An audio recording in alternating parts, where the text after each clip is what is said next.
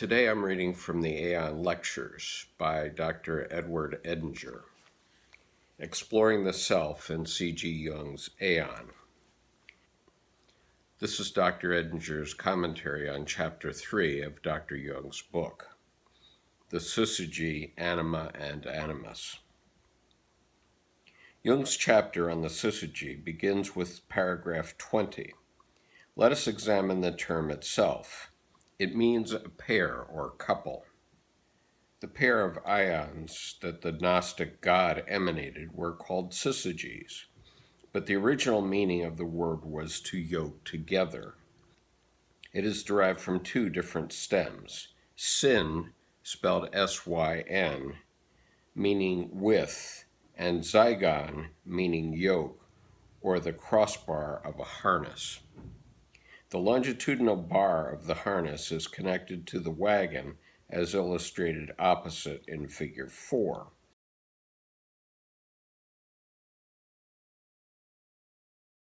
And the crossbar is called the zygon.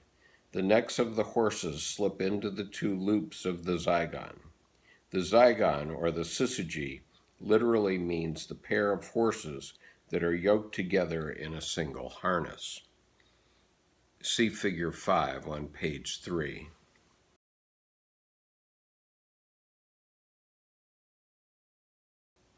The caption to Figure 5, Diagram of the Psyche, reads as follows. At the top is the ego, with the shadow appended. Feminine and masculine egos are indicated separately, showing how each must move through its contrasexual aspect, animus or anima, to approach the self. At the bottom, the self appears first in personal manifestation, then at deeper levels in collective aspects such as history, world, and space-time. As Jung uses this term, it refers to the masculine and feminine principles that are yoked together in the human psyche. Figure 5, page 3, can be thought of as an abstract representation of the psyche. It is also a representation of this book, Aion. Working our way down from above, we start with the ego at the top. Next comes the shadow, drawn in a way to indicate that the shadow is cast because of the light of the ego, so to speak. It could also be drawn as just another layer. As one goes deeper, there is the Syzygy, the masculine and feminine principles represented by the anima in the man and animus in the woman.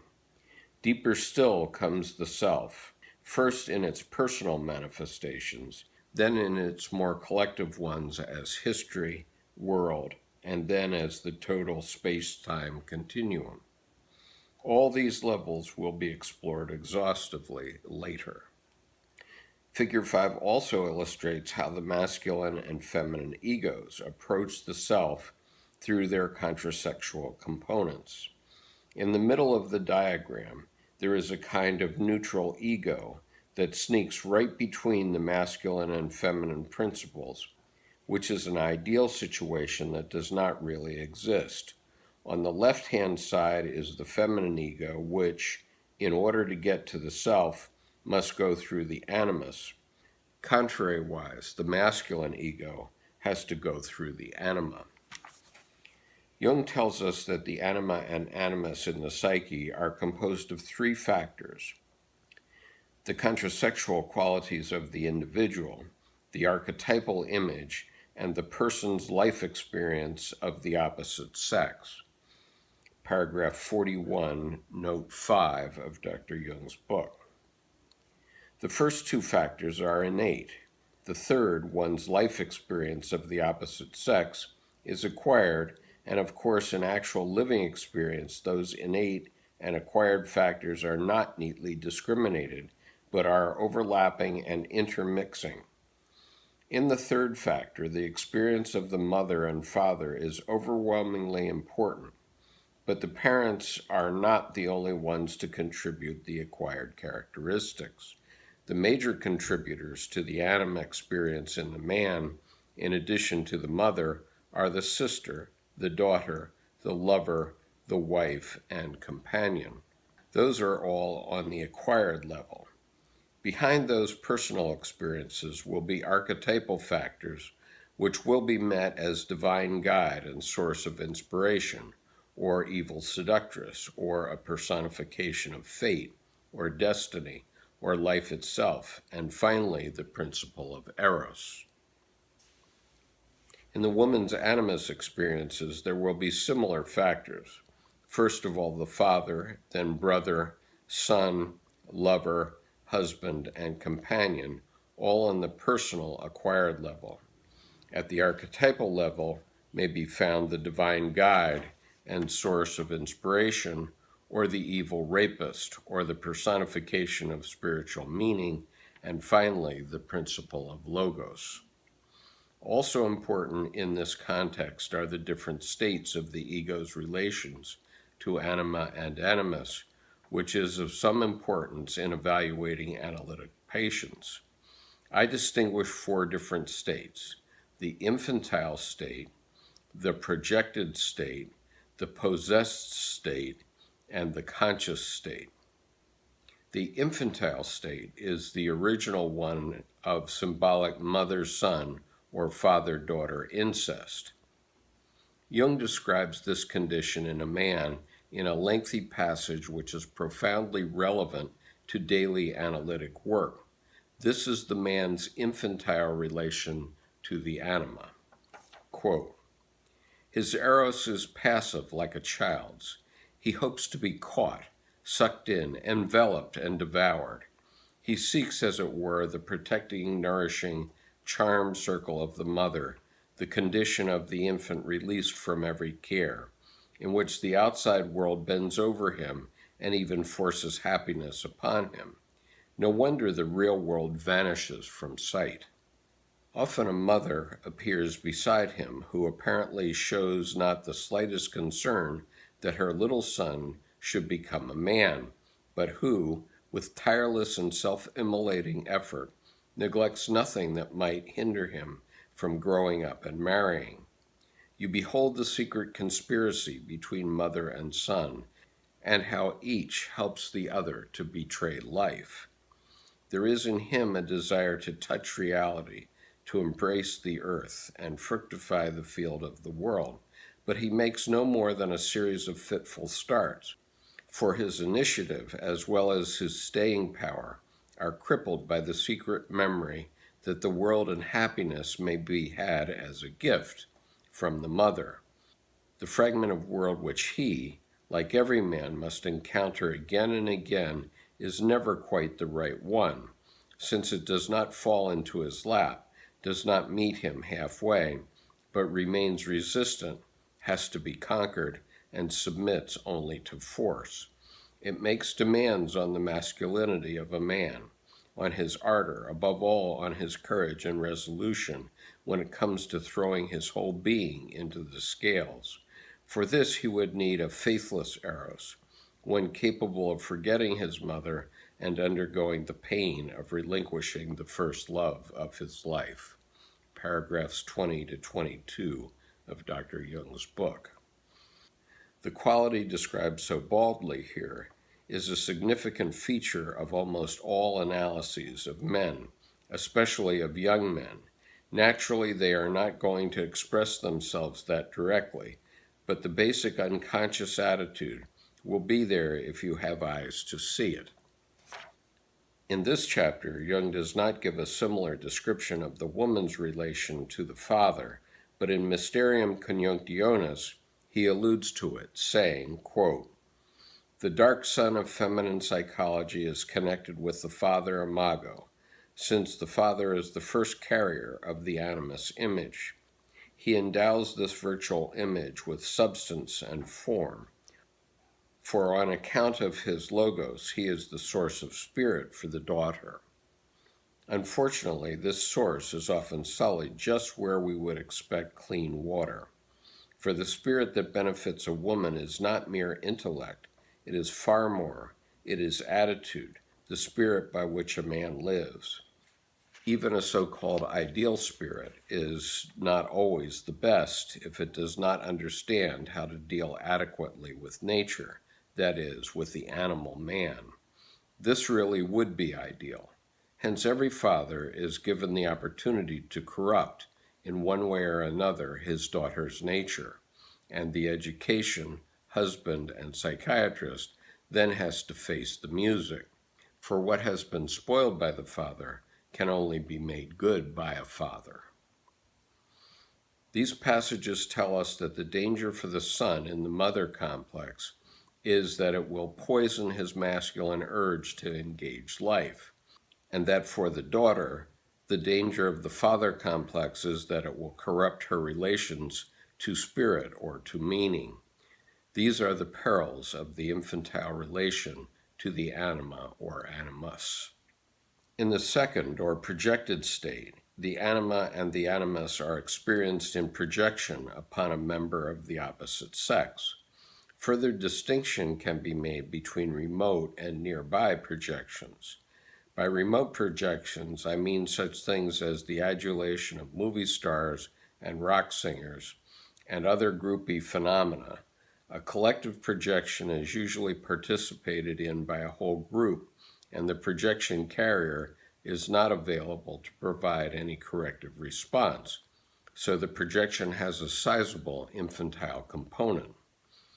Nearby projections get closer to home, and these lead one into actual life encounters in which the projected image is contrasted with the reality of a person carrying the projection. This results in greater consciousness. The third stage of relation to anima animus I call the possessed state, the anima possessed man and the animus possessed woman. When a man is anima possessed, a condition that usually comes and goes with moods, he is sensitive and resentful, and his feelings are very easily hurt. I would say that the key word for the anima possessed man is resentment, a sour, disappointed attitude. Another way of putting it would be that the anima possessed man is inappropriately soft. The animus possessed woman is quite the reverse. She is opinionated, argumentative, brittle. When the animus state is uppermost, she is inappropriately hard. Finally, the fourth state would be conscious relation to anima and animus. At this stage of things, as Jung puts it in paragraph 40, anima and animus represent functions which filter the contents of the collective unconscious through to the conscious mind. When the ego has a conscious relation to animus or anima, it is no longer subject to possession, and the contrasexual element becomes a conduit by which the contents of the collective unconscious can move from the unconscious to the ego. This conscious relation to the anima or animus leads to an attitude that gives regular attention to the unconscious. Jung refers to this, quote, "Though the effects of anima and animus can be made conscious, they themselves are factors transcending consciousness and beyond the reach of perception and volition. Hence they remain autonomous despite the integration of their contents. And for this reason, they should be borne constantly in mind. This is extremely important from the therapeutic standpoint, because constant observation pays the unconscious a tribute that more or less guarantees its cooperation. The unconscious, as we know, can never be done with once and for all. It is, in fact, one of the most important tasks of psychic hygiene to pay continual attention to the symptomatology of unconscious contents." That was from paragraph 40 of Dr. Jung's book. The ultimate goal of these masculine and feminine principles, which make the Syzygy, is the Coniunctio, their union. This dynamic, the urge of the Syzygy to achieve Coniunctio, lives itself out in external life in a fairly typical way. This is what I would call the concrete or exteriorized Coniunctio sequence. A man and woman fall in love. In other words, they fall into mutual anima and animus projections. That stage of things is really delicious. Each is convinced that he or she has found a soulmate in the other, and there is a blissful feeling of wholeness whenever they are together. On the other hand, there is a very painful sense of loss when they are apart. This initial state of things, because it is largely unconscious, usually cannot last long. It generally evolves in one of three ways. One possibility is that the concrete coniunctio proceeds in life so that there is marriage, family, and a joint life, and the libido that had been flowing between the anima and animus projections is progressively led into the effort of developing a concrete existence together. The second possibility is that instead of a concrete coniunctio, there will be a concrete separatio. In other words, the projection drops off for one or the other. It drops off from one person, and then the other is abandoned. When that happens, the rejected one is exposed to grief and despair, and sometimes resorts to violence. This is the Dido phenomenon, the Medea phenomenon, the Don Jose phenomenon in Carmen.